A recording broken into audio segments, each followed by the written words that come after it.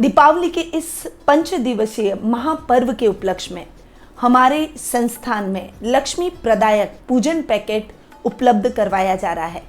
आज ही इसे बुक करवाएं। जय माँ लक्ष्मी। मैं निधि शिमाली आपके अपने इस YouTube चैनल में आप सभी का स्वागत करती हूँ। आज मैं आपके सामने मीन राशि वालों का अक्टूबर माह का मासिक राशिफल लेकर उपस्थित हुई हूँ।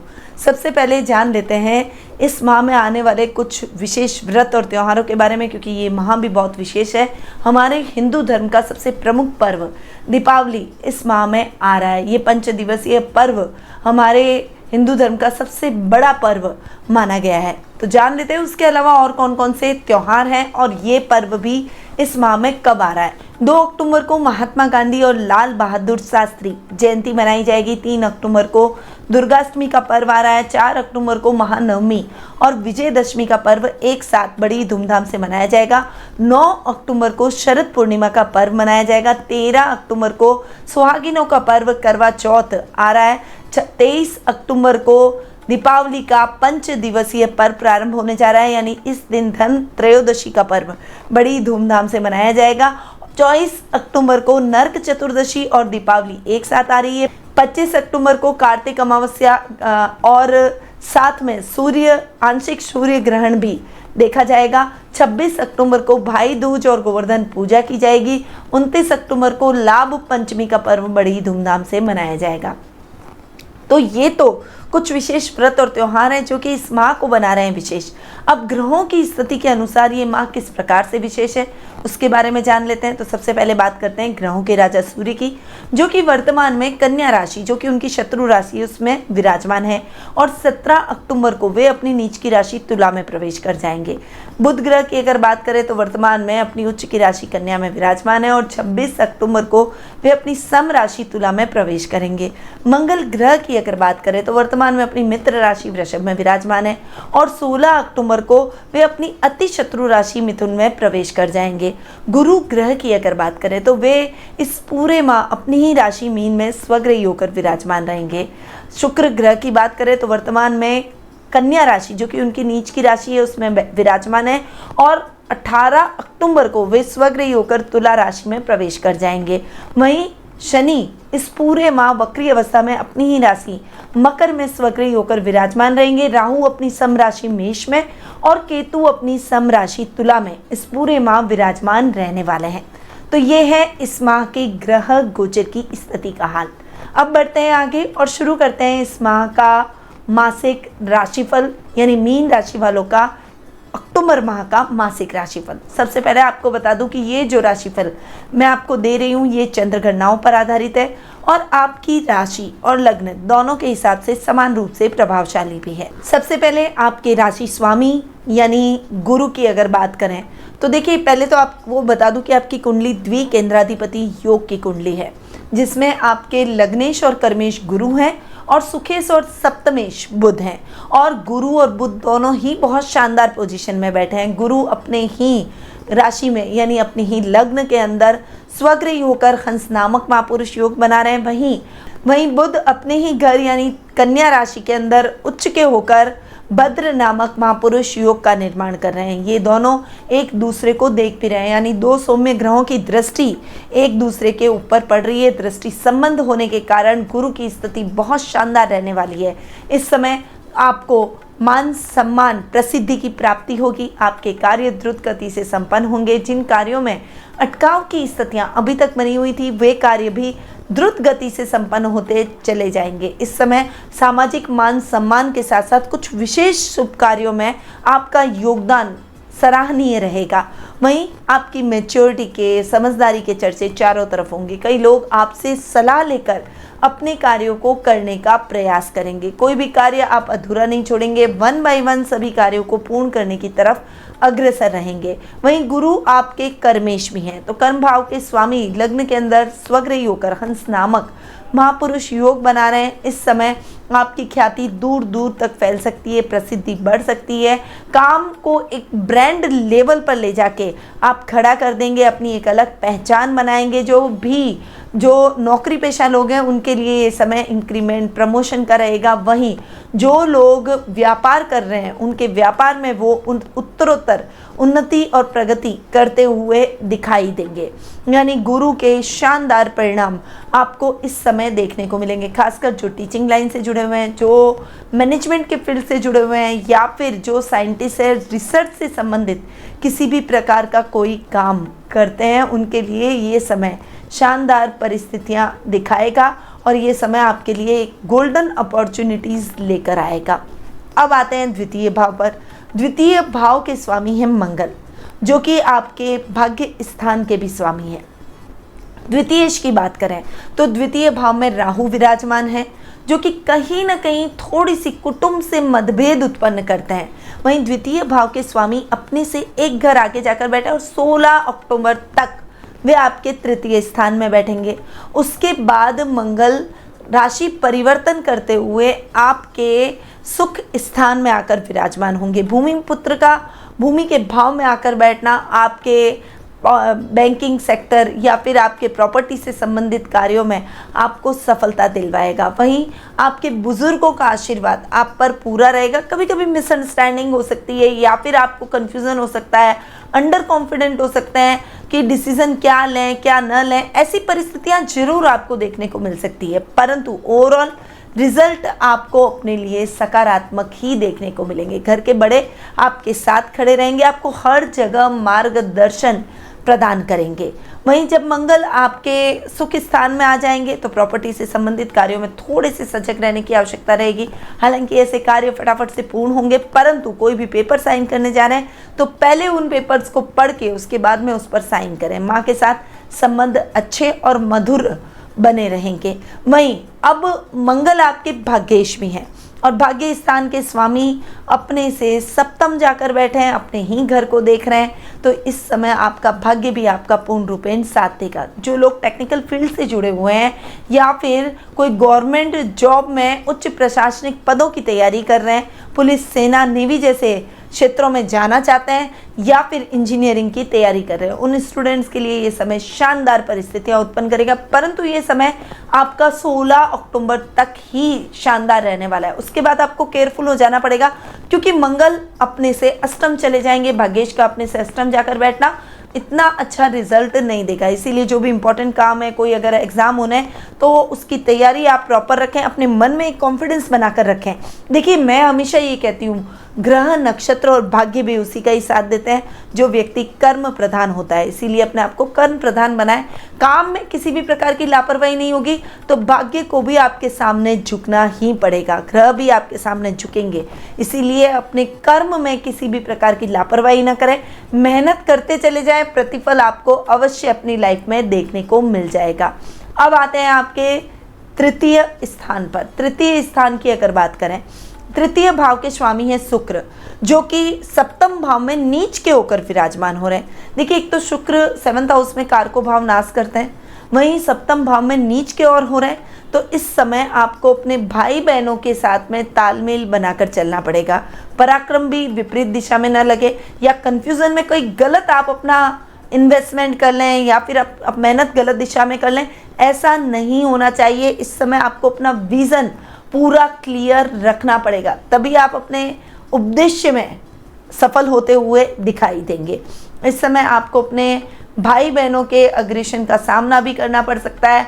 कुछ कटु वचन आपको अपने पारिवारिक सदस्यों से भी सुनने पड़ सकता है, परंतु ये वचन आपको सफलता दिलवा सकते हैं और आपके फैमिली मेंबर कभी भी आपके लिए गलत नहीं बोलेंगे, वो आपका बुरा नहीं चाहेंगे। इसीलिए एक पॉजिटिविटी के साथ आपको अपने जीवन में आगे बढ़ना चाहिए और डिसीजंस आप जितने भी लें सोच समझ कर लें। देखिए, 18 अक्टूबर को शुक्र अष्टम भाव में स्वग्रही हो जाएंगे और अष्टमी इसका अपने ही घर में स्वग्रही होकर बैठना और विशेष रूप से पराक्रम भाव का स्वामी अपने से षष्टम तो बैठेगा पर अपने ही घर में बैठेगा, नीचता खत्म कर लेगा।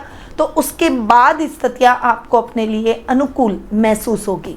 अब शुक्र चूंकि अष्टम भाव के स्वामी अपने से 12वें और नीच के होकर बैठे हैं, तो ये समय अष्टम भाव के हिसाब से भी अच्छा नहीं है। यानी 18 अक्टूबर तक आपको संभल कर रहना है। वाहन चलाते समय सावधानी रखें, गलत और मिथ्या आरोपों में ना आए, किसी की बहकावे में ना आए, और झूठे आरोप आप पर लग सकते हैं, इसीलिए बहुत ज़्यादा सतर्क रहें।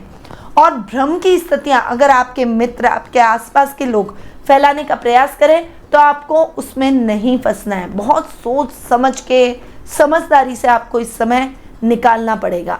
बहुत समझदारी से आपको इस समय को निकालना पड़ेगा, इसीलिए समझदारी के साथ अपने कार्यों को पूर्ण करने का प्रयास करें। यात्राएं जरूर होगी, परंतु वो यात्राएं आपके लिए सुखद और मंगलमय होगी। 18 अक्टूबर के बाद का समय आपके लिए बहुत शानदार रहने वाला है, क्योंकि शुक्र अपने ही घर में आकर स्वग्रही हो जाएंगे। अष्टम भाव के स्वामी का अपने ही घर में स्वग्रही होकर बैठना आपकी रोजमर्रा की स्थितियों को थोड़ा सा नियंत्रित करेगा। इस समय आप अपने सपनों की उड़ान भरते हुए यात्राएं तय करेंगे, और जो आपको अच्छा लगता है उस रमणीक स्थलों की यात्राएं आपकी जरूर और ज़्यादा तय होगी।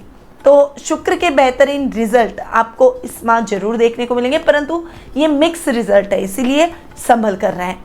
अब बढ़ते हैं आगे और आ जाते हैं आपके सुख स्थान पर। सुख स्थान की बात करूँ तो सुखेश बुध हैं, और बुध सप्तम भाव में उच्च के हो रहे हैं। बहुत शानदार पोजीशन बुध की इस समय बनी हुई है। शुक्र के साथ में नीच भंग योग का भी निर्माण कर रहे हैं, परंतु फिर भी शुक्र सप्तम भाव में कारको भाव नाश भी करते हैं और नीच के होकर बैठे, इसलिए दाम्पत्य जीवन में आपको बहुत सावधानी से आगे बढ़ना पड़ेगा। सुखों में फ्लक्चुएशन नहीं आएगा, फाइनेंशियली आप अपने आप को स्टेबल महसूस करेंगे, परंतु फिर भी अपना बजट देखकर चलें। अनर्गल खर्च से बचें। जहाँ इन्वेस्टमेंट करने की जरूरत नहीं है वहाँ अगर आप इन्वेस्टमेंट से बचेंगे तो वो आपके लिए ज़्यादा बेटर रहेगा। इस समय किसान वर्ग को बहुत अच्छा लाभ प्राप्त होगा। जो किराने के व्यापारी हैं उनको बहुत अच्छा लाभ देखने को मिलेगा। वहीं जो सब्जी फल फ्रूट से संबंधित कार्य करते हैं, दूध डेयरी से संबंधित, पशुपालन से संबंधित काम करते हैं, उन लोगों के लिए भी ये समय बहुत ही बेहतरीन परिणामदायक रहने वाला है। अब शुक्र चूंकि व्यापार के भाव का स्वामी भी है, इसीलिए व्यापार में भी आप उत्तरोत्तर उन्नति प्राप्त करते हुए आगे बढ़ने का प्रयास करेंगे। वहीं जो दिक्कतें परेशानियां आपको अपने बिजनेस में आ रही है, उन दिक्कत और परेशानियों से आपको मुक्ति ये समय दिलवा देगा। इस समय आप अपने काम में बहुत ज़्यादा तटस्थ और डेडिकेट नजर आएंगे, और उस वजह से आपके कार्यों में आ रही बाधाएं दूर होती हुई, समाप्त होती हुई दिखाई देगी। वहीं बड़ी बड़ी योजनाएं, बड़ी बड़ी कंपनियों के साथ आपका इस समय टाई अप हो सकता है, इसीलिए अपनी योजनाओं के प्रति थोड़ी सी गंभीरता दिखाते हुए अपने कर्म पथ पर आगे बढ़ते चले जाएं। रिजल्ट आपको अपने आप ही मिल जाएंगे। अब बात करते हैं पंचम भाव की। पंचम भाव के स्वामी है चंद्रमा, जो कि फ्लक्चुएट होते रहते हैं, थोड़ा सा डिस्टर्ब करते हैं। तो विद्यार्थी वर्ग के लिए थोड़ा सा ये समय डिस्टर्बेंस वाला हो सकता है। थोड़ा सा कहीं गैजेट्स की तरफ आकर्षित होना, लड़कियों की तरफ या लड़कों की तरफ आकर्षित होना, और थोड़ा सा मित्रों की संगति अधिक पाना, टीवी, सिनेमा, सजना संवरना, ये सब चीज़ें अपने जीवन में ज़रूरी है, परंतु सबसे ज़रूरी है आपका कर्तव्य, आपकी पढ़ाई। इसीलिए सबसे पहले अपनी पढ़ाई को पूरा करें, उसके बाद में आपको जो करना है वो आप करें, उसके लिए आप बाध्य नहीं हैं, परंतु पहले आपकी ड्यूटी है कि आप अपनी पढ़ाई कंप्लीट करने के बाद ही कोई भी दूसरे तीसरे काम में हाथ डालें। इस समय विद्यार्थी वर्ग के साथ साथ संतान की तरफ से भी आपको शुभ समाचारों की प्राप्ति होगी, परंतु उसके भविष्य को लेकर थोड़ी से टेंशन में आप नजर आएंगे। परंतु यदि आप उसे सही मार्गदर्शन प्रदान करेंगे तो निश्चित रूप से उसके भविष्य की समस्याएं खत्म होती हुई दिखाई देगी, उसका मार्ग प्रशस्त जरूर होगा, वो उस मार्ग की तरफ भी आगे बढ़ेगा। अब आते हैं षष्ठम भाव पर। षष्ठम भाव की अगर बात करें तो 6th हाउस के लॉर्ड है सूर्य, जो कि अपने से एक घर आगे जाकर बैठे हैं, सप्तम भाव में जाकर बैठे हैं, और ये समय बहुत शानदार है क्योंकि बुध के साथ में, उच्च के बुध के साथ में बुधादित्य योग का निर्माण कर रहे हैं। तो इस समय शत्रु पक्ष समाप्त हो जाएगा, विरोधी आपके कार्यों में किसी भी प्रकार का खलल नहीं डाल पाएंगे, आप जीवन के प्रत्येक क्षेत्र में विजय की प्राप्ति करेंगे। गलत मित्रों की संगति, गलत आदत आपके जीवन से खत्म हो जाएगी। ननियाल से आपको आर्थिक सहयोग प्राप्त होगा। इस समय जो भी यात्राएं होगी वो आपके लिए कुशल और मंगलमय रहेगी।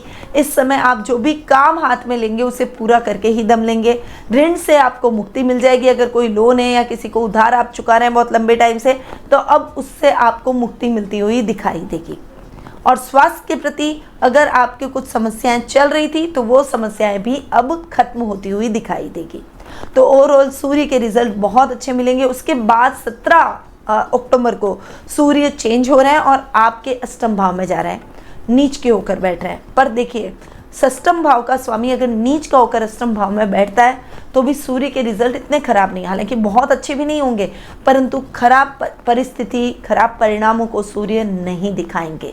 इसीलिए थोड़ा सा अवेयर होके सावधानी से बस अपने काम को करते चले जाएं, आपको रिजल्ट अपने आप ही मिल जाएगा। अब आते हैं आपके सीधा लाभ भाव पर। लाभ भाव की अगर बात करें तो लाभेश शनि अपने ही घर में स्वग्रही होकर वक्री अवस्था में बैठे हैं। इस समय लाभ की स्थितियां आपको उत्तरोत्तर देखने को मिलेगी। आकस्मिक धन लाभ की परिस्थितियां भी आपको बहुत ही अच्छी और सकारात्मक देखने को मिलेगी। घर में मेहमानों के आवागमन से, रिश्तेदारों के आवागमन से घर का माहौल बहुत ही हेल्दी होता हुआ दिखाई देगा। सामाजिक मान सम्मान में बढ़ोतरी होगी। सर्कल और लेवल भी आपका बढ़ता हुआ दिखाई देगा। जो योजनाएं आपने सोच रखी है वो तय समय पर शुरू हो जाएगी और उन योजनाओं से आपको अच्छा खासा लाभ भी आने वाले समय में देखने को मिलेगा। अब शनि चूंकि आपके 12th हाउस के भी लॉर्ड है, तो अगर आपको शनि की महादशा चल रही है तो इस समय विदेश यात्रा के प्रबल योग बनते हुए दिखाई देंगे। इस समय जो काम आप हाथ में लेंगे उसमें आप अच्छी सफलता हासिल करेंगे। विदेशी कंपनियों से आपको पैसा आ सकता है, विदेशी कंपनियों के साथ आप टाई अप करते हुए दिखाई देंगे। खर्च की स्थितियों में आप थोड़ा सा संभल कर रहेंगे और जितनी ज़रूरत हो उतना ही आप खर्च करें। इस बात को आपको विशेष रूप से ध्यान रखना है और निवेश करते समय सावधानी रखनी है। शेयर मार्केट, लॉटरी जैसे कार्यों में निवेश करने से आपको बचना है। तो ये था मीन राशि वालों का अक्टूबर माह का मासिक राशिफल। अब आ जाते हैं और जान लेते हैं कुछ शुभ तिथियों के बारे में।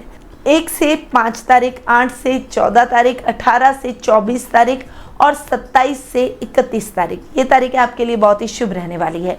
वहीं अशुभ तारीखों के बारे में भी जान लेते हैं। 6, 7, 15 से 17, 25 और 26, ये सभी तारीखें आपके लिए बहुत ज़्यादा ध्यान देने योग्य रहने वाली है। इस समय बहुत केयरफुल होकर चलें। अब शुभ रंग की बात करते हैं तो शुभ रंग आपके लिए येलो, ऑरेंज, लाल और टमाटरी रहने वाला है। यानी इन शेड्स का उपयोग आप ज़्यादा से ज़्यादा किसी भी शुभ काम में कर सकते हैं। अब आते हैं उपायों पर। उपाय आपको क्या करने चाहिए? झूठ आपको बोलने से परहेज करना है। पिता, दादा और गुरु का अपमान न करें। धर्म स्थान, धर्म ग्रंथ और देवी देवताओं का अपमान बिल्कुल भी ना करें। गेहूं के आटे में हल्दी मिलाकर उसमें गरम रोटी के साथ गाय को जरूर खिलाएं। केले के वृक्ष की आपको गुरुवार के दिन पूजा आराधना करनी चाहिए। सत्यनारायण की कथा गुरुवार के दिन जरूर करें और अगर हो सके तो आप पुखराज की अंगूठी अपनी अंगुली में जरूर धारण करें। तो ये कुछ उपाय मैंने आपको बताए जो कि आपको आपके इस माह को विशेष बनाते हैं। अब अगर आप अपनी जन्म कुंडली से संबंधित कुछ प्रश्न खोज रहे हैं, जैसे आपका लकी स्टोन क्या है, लकी कलर कौन सा है, लकी नंबर क्या है, किस दिशा में आपको यात्रा और व्यापार करना चाहिए, क्या आपको पता है आपका इष्ट देव कौन है, आपको कौन सा व्यापार करना चाहिए, क्या व्यापार के योग हैं या फिर नौकरी के योग हैं, या फिर वीज़ा नहीं लग रहा है, विदेश यात्रा करना चाहते हैं, विदेश में जाकर सेटल होना चाहते हैं, अगर ऐसे ही कई प्रश्न आपके मन में उठ रहे हैं तो आप टेलीफोनिक अपॉइंटमेंट और पर्सनल मीट के माध्यम से मुझसे कुंडली विश्लेषण का लाभ प्राप्त कर सकते हैं। अधिक जानकारी के लिए स्क्रीन पे दिए गए नंबरों पर जरूर संपर्क करें। अब मैं अपनी वाणी को यहीं विराम देती हूँ। स्वस्थ रहिए, व्यस्त रहिए, मस्त रहिए और हमेशा मुस्कुराते रहिए। जय श्री राधे कृष्णा।